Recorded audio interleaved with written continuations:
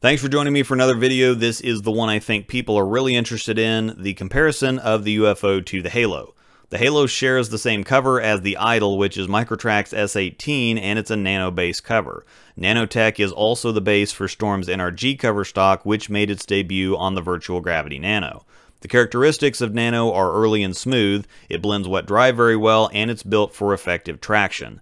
Nano cover balls are usually very easy to recognize no matter whether they're solid, hybrid, or pearl, though a ball like the Physics creates a more dynamic look than we usually see out of this cover. In my opinion, the UFO joins it.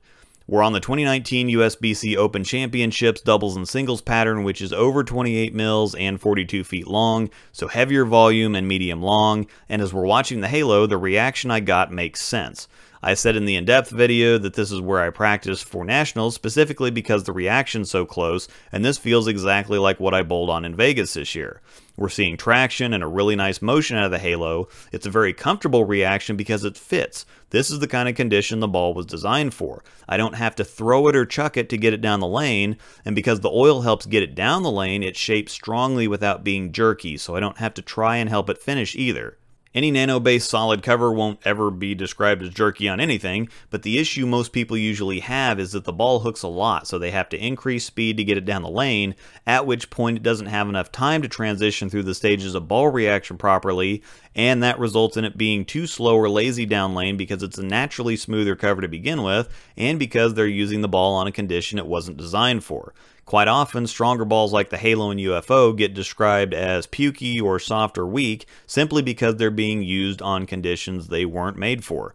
I think it's pretty obvious none of these things can be said about it when it's being used on the conditions it was designed for. It looks really good. One additional thing to notice, like I've said before, the Halo is a bit straighter off the end of the pattern, so if you look closely when the ball hits friction, you can see the angle of the rotation begin to straighten out.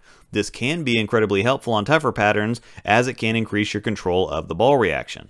Now we enter the UFO, and here's where it gets interesting. This cover is Microtrack's S20, and according to Roto, it's just got a heavier nano load, so stronger version of the Halo cover, basically.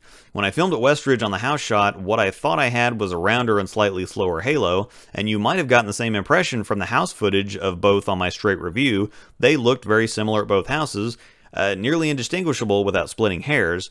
However, after just a few shots already on the condition they were designed for, the UFO just flexes on the Halo. The amount it actually hooks is staggering, and while hook in and of itself means nothing, it's worthless if it's not beneficial, the combination of hook and torque and power that the UFO manages is pretty shocking. There's always a balance. Balls that are sharper on the back end might slap the pins around more, but they're more sensitive to oil and friction, while balls that aren't as sensitive can have a weaker pocket presence. The UFO is like the Halo went Super Saiyan, and I'm having a bit of trouble wrapping my head around it. I've been in a pro shop for over 15 years, and your life becomes about ball reaction because it's your job.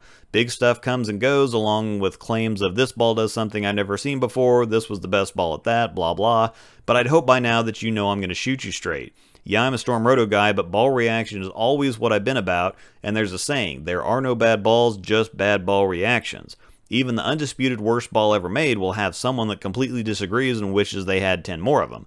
Ball reaction is all that matters, and finding the right reaction for your game and or the conditions you bowl on will always be king. You likely won't need the extent of what the UFO can do, but I can say that I haven't seen a ball do what the UFO can. Do you need all that? That's up to you and your PSO, but like Beyonce said, I don't think you're ready for this jelly. You just don't get everything the UFO puts together in one package, and that's pretty easy to see. I'm pretty excited to see Liz Johnson throw it. I think it's going to be all over the women's tour once their season starts. I also think guys like Norm Duke and Stu Williams are really going to like this one, though it's going to be much too strong for the bigger rev rates. So for those of you who were worried about losing the Halo, I wouldn't be. I think the UFO is an improvement across the board. Thanks for watching.